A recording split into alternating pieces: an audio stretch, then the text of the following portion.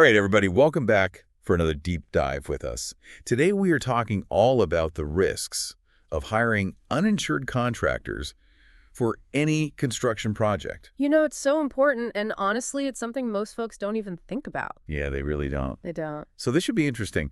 We're looking at construction risk insights today to guide this. It's got a ton of information in it. Yeah. So I think this will be a really good one for people to really understand kind of the risks they're taking if they're not careful when hiring for projects around the house. Absolutely. There's a lot more to it than most people think. Yeah. It can have a huge impact on your project. Yeah, definitely. So Construction Risk Insights actually lays out 5 major risk areas. Yeah, that's a pretty solid framework for thinking about this. It's really important to do your due diligence. Right. Okay, so let's dive in. Risk number 1 is legal non-compliance and penalties. Yeah. Now, this one might seem obvious, but honestly, I think a lot of people don't even realize that hiring an uninsured contractor can get you in legal hot water. Yeah, that's right. A lot of people just don't realize there are actual legal requirements around this. You know, in many places, there are specific insurance requirements for job sites. And if you're working with a contractor who isn't meeting those, then you, as the homeowner or whoever's hiring them, you can actually be held liable. Oh, wow. So it's not even just the contractor who's in trouble. Exactly. The fines for this can be pretty hefty, too. So this is serious business. Yeah, absolutely. I mean, think about it. You know, if somebody gets hurt on the job and the contractor isn't properly insured, those costs can easily come back on you. Oof. Yeah, that would be a nightmare. So it's really on us to make sure whoever we're hiring is following the rules. Right. And, you know, you want to make sure you're protected, too. For sure. Okay, so let's get into risk number 2, liability for workplace injuries. All right. So this is a big one. Yeah, what happens if someone gets hurt on the job? Well, if you've hired a contractor who doesn't have the right insurance, you could be in for a world of trouble. See, most states require contractors to carry something called workers' compensation insurance. Okay. And that's specifically designed to cover medical expenses and lost wages for employees who get injured on the job. That makes sense. But if your contractor doesn't have it, those costs can actually fall on you as the person who hired them. Wait, really? Like, even if it wasn't my fault? Yeah, in many cases, that's exactly what can happen. Wow. It's a huge risk, and it's just one more reason why it's so crucial to verify a contractor's insurance before you hire them. So let's say I'm having my roof redone, and the roofer takes a tumble and breaks a leg.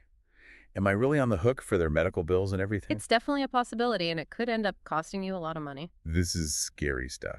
Okay, so let's talk about risk number 3.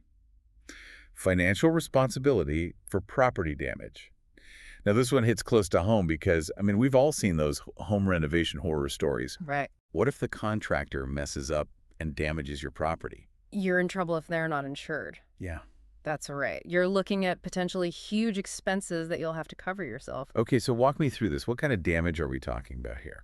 It could be anything, really. I mean, imagine a plumbing mishap that floods your newly renovated bathroom. Oh, no. Or electrical work that goes wrong and starts a fire. That's terrifying. These things happen, and if the contractor doesn't have general liability insurance, you're the one left holding the bag. And we're talking potentially thousands of dollars in repairs. Right. Yeah. Oh, yeah. Easily. It could be way more than that, depending on the extent of the damage. This is making me sweat a little bit. You know you work so hard to make your home beautiful, and then to have something like this happen, it would be a nightmare. Okay, so we've covered worker injuries, property damage. What's next? Risk number 4 is about third-party liability for personal injury. Okay, so now we're talking about people beyond the workers themselves. Exactly. This is where it gets a little more complicated, but it's important to understand. They laid on me. So let's say your contractor is working on your property, and someone who's not directly employed by them gets hurt, like a neighbor, a delivery person, a passerby, anyone really. Right. If your contractor is uninsured, guess who gets to deal with the legal and financial fallout? I'm guessing it's me. You got it. So let's say the delivery guy trips over a pile of lumber left on the sidewalk. Yeah. I'm responsible. Potentially, yeah. Wow, okay, so this is basically an extension of the whole liability thing.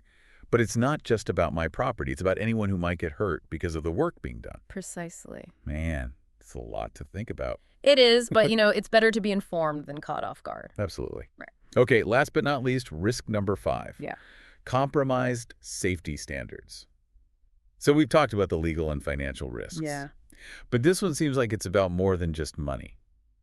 You're right about It's that. about people's well-being, Yeah, right? absolutely. This is about making sure everyone on the job site is safe. You see, there's often a correlation between having insurance and maintaining good safety practices. How so? Well, think about it. When contractors are properly insured, it's because their insurance providers hold them to certain standards. They have to demonstrate that they're taking the necessary steps to prevent accidents. That makes sense. So if a contractor is skipping out on insurance, it's not a stretch to think they might also be cutting corners on safety measures. So like maybe they're not using proper scaffolding or they're not providing the right safety gear for their workers. Yeah, exactly. Puts everyone at risk. Exactly. And you as the homeowner, you have a responsibility to make sure things are being done safely on your property. Wow, this has been eye-opening. Okay, so big picture here. What's the main message for our listeners today? It's simple, really. Hiring insured contractors is crucial for protecting yourself legally and financially, but it's also about ensuring a safer job site for everyone involved. Don't take the risk of hiring someone who's not properly insured. It's just not worth it. It's not worth the risk. Absolutely. Yeah. So folks, before you start that next big project, do your homework. Make sure your contractor has the right insurance in place and don't be afraid to ask for proof. Exactly. Ask questions. Don't just take their word for it. Make sure you see the documentation. Right. That's great advice. And it's interesting because we often talk about insurance in terms of protecting ourselves from financial loss.